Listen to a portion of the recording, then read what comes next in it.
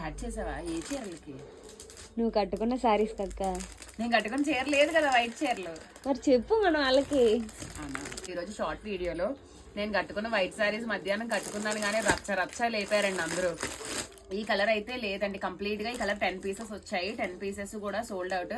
So ఇందులో ఏవైతే colours ఉన్నాయో ఆ కలర్స్ మాత్రం ఇప్పుడు నేను చూపిస్తున్నాను. దయచేసి వైట్ సారీకి ఎంక్వైరీ పెట్టద్దు, ఓకేనా?